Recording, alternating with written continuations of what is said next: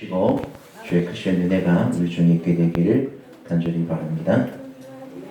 우리 하나님의 말씀 로마서 8장입니다. 로마서 8장 로마서 8장 9절로부터 14절까지 있는 말씀을 우리 다 같이 봉독합니다. 로마서 8장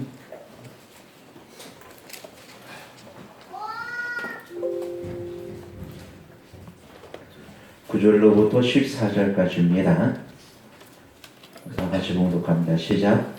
만일 너희 속에 하나님의 영이 거하시면 너희가 육신에 있지 아니하고 영에 있나니 누구든지 그리스도의 영이 없으면 그리스도의 사람이 아니라 또 그리스도께서 너희 안에 계시면 몸은 죄로 인하여 죽을 것이나 영은 의를 인하여 사는 것이니라.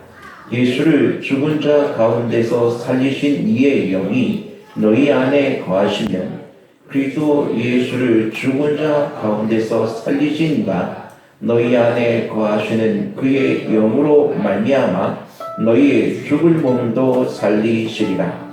그러므로 형제들아 우리가 빚진 자로되 육신에게 져서 육신대로 살 것이 아니니라. 너희가 육신대로 살면 반드시 죽을 것이로되 영으로서 몸의 행실을 죽이면 살리니 무릇 하나님의 영으로 인도함을 받는 그들은 곧 하나님의 아들이라. 아멘.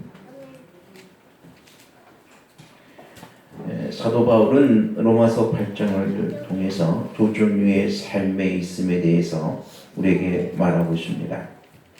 여기에서 육신이라는 말은 사륵스라고 하는데요. 이것은 어떤 뼈 있는 어떤 육체를 말하는 것이 아니라 우리의 타락하고 자기 중심적인 인간성을 말하고 있습니다. 즉 죄의 지배를 받는 자를 뜻하고 있는 것을 보게 됩니다. 그리고 영은 어떤 그 차원 높은 도덕적인 어떤 그런 정신력이 아니라 여기에서 영은 성령 하나님을 뜻하고 있습니다. 그래서 만일 너희 속에 하나님의 영이 거하시면, 즉 성령 하나님께서 우리 안에 거하시면 너희가 육신에 있지 아니하고 영에 있다고 했습니다. 즉 우리가 죄의 본성 속에 또 사망의 세력 가운데 있는 것이 아니라 하나님의 성령 하나님의 은혜 가운데 있나니 누구든지 그리스도의 영이 없으면, 즉 성령 하나님이 안 계시면 그리스도의 사람이 아니라 그랬습니다. 여기에 그리스도의 사람, 하나님의 사람에 되는 그 기준점이 있는데 그 기준점이 뭐예요? 성령 하나님이에요. 즉 성령 하나님이 우리 가운데 거하시면 우리는 누구의 아들이라? 하나님의 아들이라 그랬습니다. 성령 하나님이 우리 가운데 거하시지 아니하면, 내 마음 가운데 거하지 아니하면 우리는 그리스도의 사람이 아니라고 분명히 말씀하고 있습니다. 세상에 많은 사람들은 이 자기 중심적인 사고방식을 가지고 살고 있습니다. 또 우리 그리스도인들도 때로는 자기 중심적인 사고방식으로 살기 때문에 때로는 교회에 많은 다툼도 있고 또 싸움도 있고 하는 모습들도 보게 됩니다. 이 자기 중심적인 사고방식은요, 이 타인을 이해하지 못합니다. 그래서 타인의 삶의 방식이나 선택 능력이나 또 타인의 어떤 가치관, 또 이 모든 것들을 자신의 기준과 잣대로 보기 때문에 이해하지 못하고 충돌하게 됩니다. 그래서 우리는 가끔 왜 그런 이야기 하죠? 저 사람은 도무지 이해가 안 가. 왜 그런지 모르겠어. 이렇게 하면 되는데 그거 왜 그거 꼭 그렇게 하나 모르겠어. 이런 이야기 할 때가 있습니다. 근데 어떻게 보면은 그것은 그 사람의 성격과 또 그 사람의 이 가치관과 중심 세계를 보면은 또 그렇게 할 수밖에 없는 거예요. 또 그렇게 하게 됩니다. 그러므로 사람들은 다 자기 중심적인 어떤 사고방식을 가지고 생활하게 됩니다.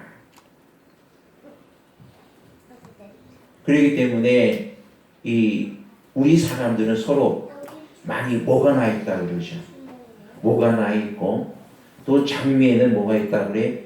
이 가시가 있다.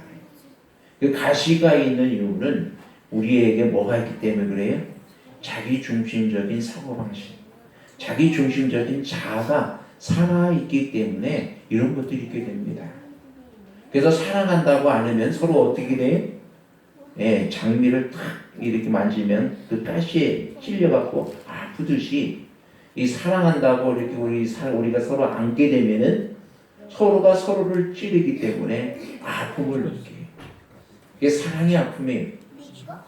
그러면서도 사람은 이 사랑 없이는 살 수 없기 때문에 어떻게 그 아프면서도 어떻게 안게 돼요. 근데 그 서로의 그 아름을 통해서 이 나중에는 이 가시가 사라지고 거기에는 아름다운 장미꽃만이 남게 되어서 사랑의 아름다움을 또 그 모든 아픔을 극복하고 더 큰 아름다움을 경험하게 되는 기쁨을 만끽하게 되는 것을 우리가 경험하게 됩니다.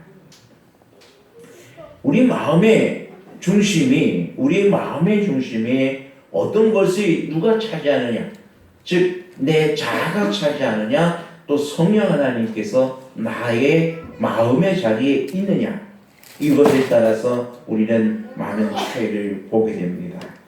그래서 육신의 지배를 받는 사람들은 하나님을 떠난 모든 것 중 어느 하나에 또 열중하게 됩니다. 그것이 돈도 될 수 있고요. 어떤 사람에게는 쾌락이 될 수가 있고, 또 어떤 사람에게는 게임이 될 수가 있습니다.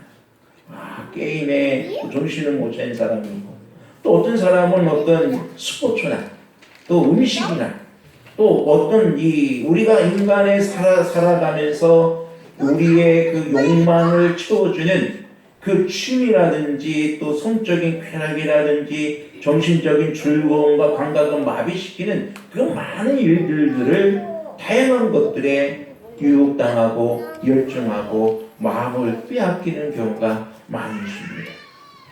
그래서 그것들에게 마음을 빼앗겨 우리의 마음속에 하나님의 사랑이, 즉 주의 성령 하나님께서 우리 가운데 거하실 자리가 없다면은 결국 그는 누구를 떠나게 돼요?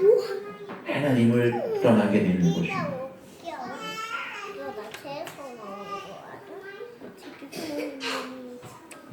여러분, 성령 하나님께서 오늘 우리 안에 거하시는 것이 하나님의 분명한 뜻임을 여러분 믿으시게 되길 간절히 바랍니다. 하늘의 것은 참 단순합니다. 조화와 기쁨과 희생과 봉사, 사실 이 모든 것을 아우르게 하는 분명한 하나의 표대가 있습니다. 그 표대가 누구예요? 예수님이죠. 사도 바울도 내가 아직 잡은 줄로 여기지 아니한다 그랬어요. 그가 인생의 마지막 시간에 얼마 남지 않은 그의 인생의 마지막 순간에 있어서도 그는 아직 자기가 잡은 줄로 여기지 아니하고 표대를 향하여 쫓아간다고 했어요.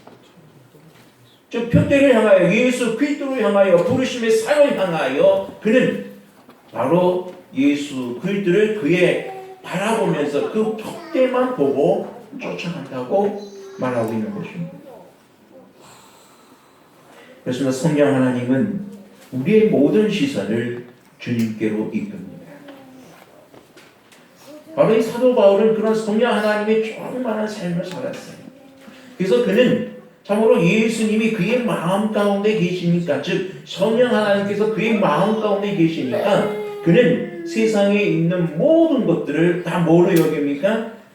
배설물로 여겼어요. 이 모든 것은 다 아무것도 아니라 자기가 배운 학문, 또 자기가 또 그 배운 학문을 통해서 보면은 많은 돈도 벌 수 있고, 어떻게 보면은 그 자기가 배운 학문을 가리키면서 제자들을 가리키면서 그는 진짜 멋지고 인생의 여유를 즐기면서 넉넉한 삶을 살아갈 수 있는 그런 사람이었어요. 근데 오히려 그 사도 바울은 그런 모든 걸 다 뭐로 여기 배설물로 여겨.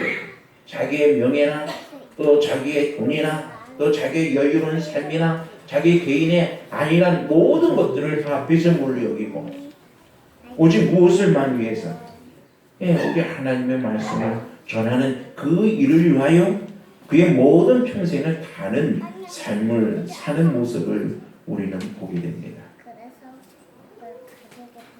하지만 이 세상의 중심적인 사람들은 이런 사도 바울과 같은 삶을 살아간다는 것이 쉽지가 않겠죠. 그것은 어느 특수한 몇몇 사람만 사는 것이지 굳이 나까지 그렇게 열정적으로 살 필요가 없다고 생각하고 있을지 모르겠습니다.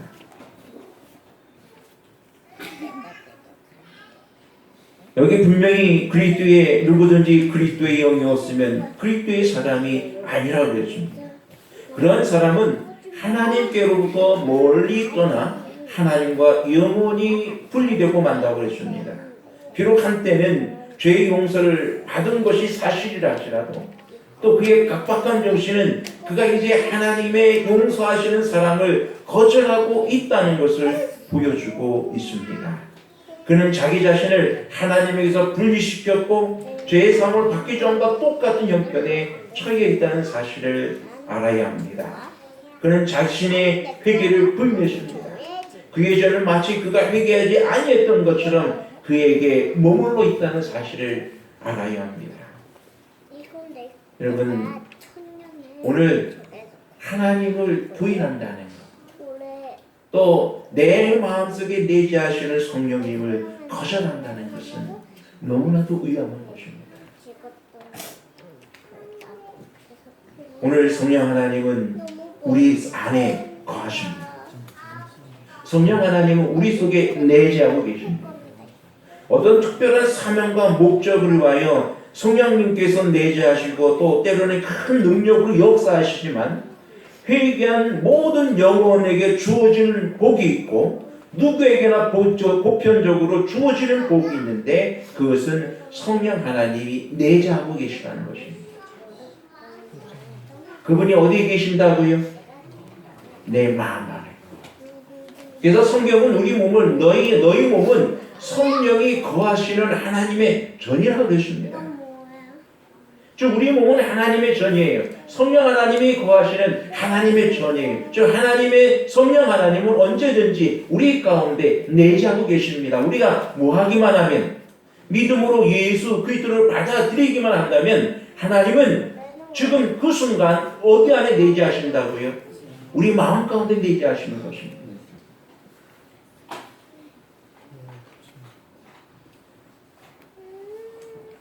그래서 물과 성령으로 거듭나지 아니하면 우리는 하늘에 들어갈 수 없다고 주님께서 선언하셨어요.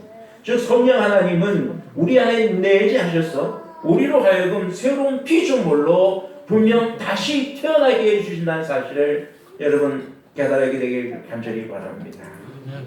이것이 바로 우리가 오늘 하늘의 복과 연결되어지게 하는 하나님의 놀라운 축복입니다. 내재하시는 성령 하나님, 내 마음 가운데 이미 성령 하나님은 내재하고 계십니다.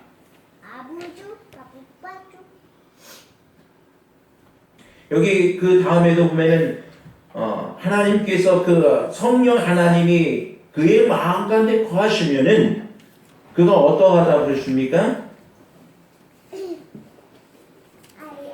예수를 죽은 자 가운데서 살리신 이의 영이 너희 안에 거하시면 그리스도 예수를 죽은 자 가운데서 살리신 이가 너희 안에 거하시는 그의 영으로 말미암아 너희 죽을 몸도 살리시리라. 이 성령으로 거듭난다는 것이 이것입니다. 자, 우리의 죽을 몸도 누가 살리세요? 성령 하나님께서 다시 살게 하시는 것입니다. 거듭나게 하시는 것입니다. 새로운 피조물 되게 하시는 것입니다. 그리고 결국에는 마지막 날 우리 주님께서 이 땅에 영광 중에 다시 오시는 그날에 우리를 모든 사망에서 우리를 불러내어 부활하게 하여서 우리 주님을 만나게 하는 놀라운 특권 가운데 거할 수가 있게 되는 것입니다. 그러므로 성령 하나님이 우리 안에 내재하심으로 우리는 죽은 자가 아니라 산 자가 되는 것입니다. 사실 우리는 죽은 자이지만 산 자입니다. 무엇으로요? 성령 하나님이 내재하시기 때문에 우리는 죽음으로 달려가는 사람들이지만 우리는 영원한 생명으로 나아가는 산 사람들입니다. 에스겔에서 보았던 마른 뼈다귀 같은 우리의 모습이었지만 우리는 성령 하나님의 내재하심으로 뼈다귀에 근육이 입히고 살이 입히고 하나님의 생기가 급히 들어가므로 살아계신 하나님의 즉이 큰 군대가 되었다고 말씀하십니다.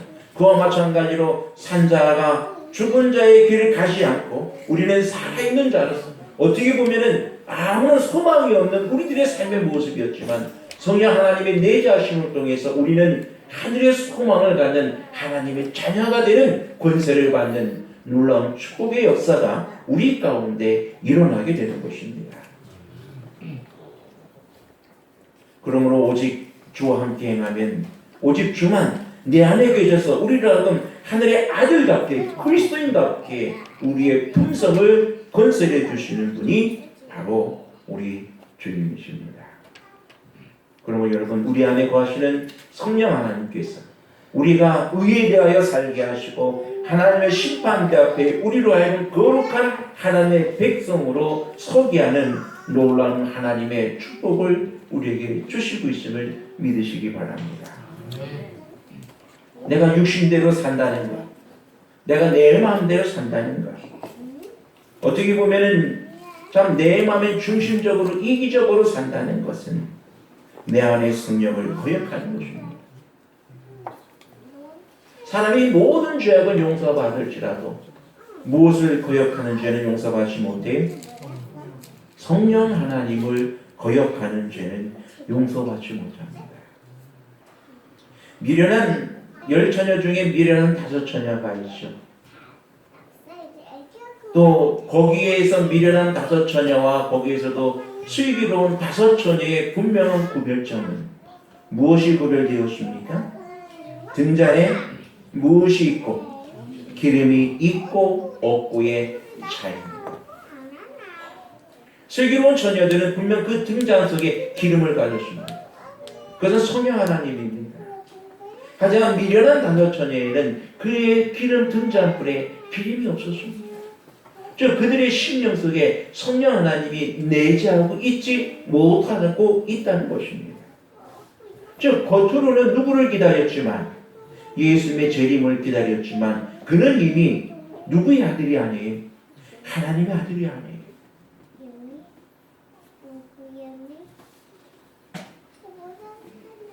그들은 점점 산자의 삶, 즉 성령 하나님께서 이끄시는 대로 사는 것이 아니라 누구 마음대로 살아요? 자기 마음대로, 자기 생각대로, 자기 고집대로 살아가는 것입니다. 어떻게 보면은 자신의 형편대로 산다 그러죠. 내 형편이 도무지 예수님 앞에 나갈 수 있는 그런 형편이 아닌데, 그래서 먹고 살기도 힘들고 안식일만 되면 왜 이렇게 자꾸 다른 문제가 생기고 아이가 아프다든지 또 뭔가 또 어떤 뭐 가족에 또 다른 일이 생긴다든지 또 세상에 또 여러 가지 많은 복잡한 일들로 인해 가지고 또 다른 사람을 만나야 된다든지 안식일만 되면 끊임없는 수많은 일들이 발생합니다. 그것 때문에 어디를 못 가 한 번, 두 번 못 가기 시작하고 그렇게 되면 마음이 점점 교회를 떠납니다. 즉 성령 하나님을 떠납니다. 하나님께서 우리 마음속에 계속해서 너가 하나님의 말씀에 순종하기를 계속해서 고민하고 요구하고 말씀하고 있지만 끝내 그것을 거절하고 맙니다.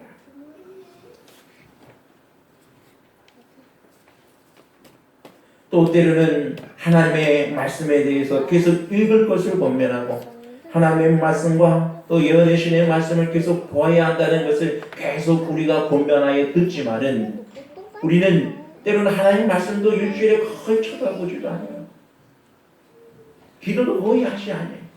그냥 바쁘게 어쩌다 한번 기도하고 하루에 많이 기도해봐야 뭐 2, 3분 정도 간단하게 기도하고 전혀 하나님과 교통함이 전혀 없어요.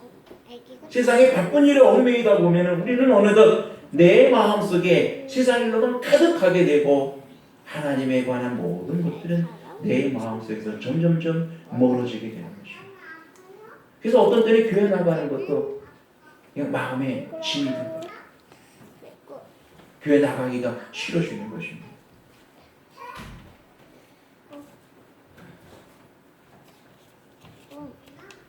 기도의 삶에서 멀어지고 영혼을 위해 기도하지 않습니다.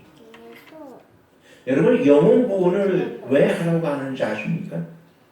왜 하나님께서 우리에게 너희는 나가서 모든 사람들에게 내가 너에게 명한 것을 가르치고 그것을 지키게 하고 또 그들에게 침례를 주라고 한지 왜 그렇게 하신지 아십니까? 그렇게 해야 누가 사니까? 내가 사니까. 그렇게 하는 것이 바로 내 영혼을 구원하는 길이에요. 내 영혼을 바로 세우는 길이고 내 안에 성령의 충만한 역사가 이루어지게 하는 것이 바로 영혼을 구원하는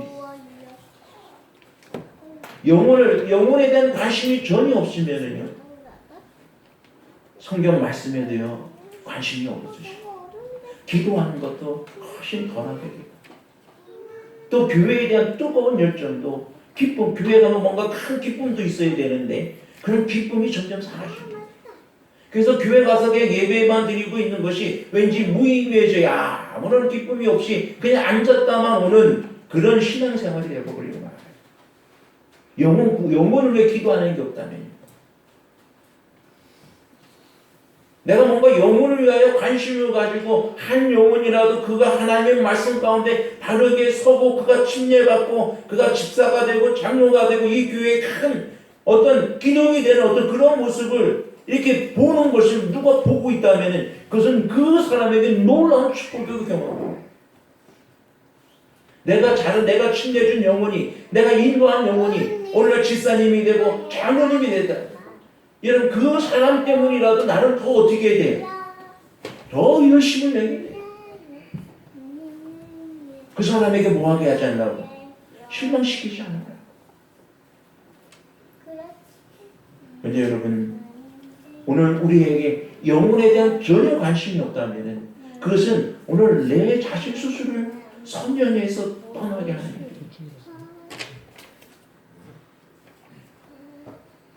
독불장군이 혼자 거룩하게 합니다. 남의 아픔을 돌아보지 않아요. 예수님이 있는 듯 하지만 성령 하나님이 그 안에 절대 계시지 않습니다. 그 안에는 성령 하나님을 점점 거절하고 자신의 욕망만 가득 찬 모습으로 변해가는 모습들을 발견하게 되는 것입니다. 그래서 결국에는 뭐가 없어져요?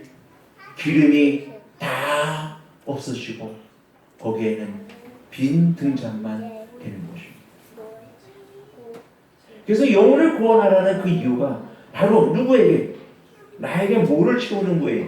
기름을 채우는 거예요. 성령 하나님의 능력을 채우는 거예요. 영혼을 위하여 기도하고 영혼을 위하여 관심을 갖고 영혼에게 말씀을 전하기 위하여 내가 스스로 말씀 보게 하고 뭔가 어떤 사람에게 다른 부딪혀갖고 뭔가 이야기하는 내가 대답을 하지 못해서 창피함을 경험했다면 다음에 그것을 대답하기 위하여 공부하게 되고 하나님 나에게 대답할 말을 가르쳐달라고 그것을 찾게 되는 것입니다. 구하게 되는 것입니다. 그러므로 영혼을 주님 앞에 인도하는 사람은 화평케 하는 사람.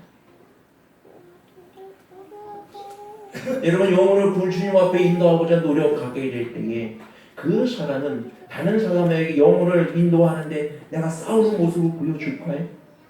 언성을 높이겠습니까? 불친절하겠습니까? 절대 그렇게 할 수가 없습니다. 왜요? 한 사람을 인도하기 위해서는 끊임없는 친절과 봉사와 헌신이 요구되기 때문입니다. 그게 할 수가 없는 것입니다. 그러다 보면은 내가 육신의 일을 하려고 해도 할 수가 있어요, 없어요? 할 수가 없는 것입니다. 즉 죽은 자의 길을 가지 아니하고 산 자의 길을 걸어가게 되는 것입니다. 그래서 화평케 하는 자는 복이 나니 저희가 하나님의 자녀라 일컬음을 받을 것이라고 말합니다.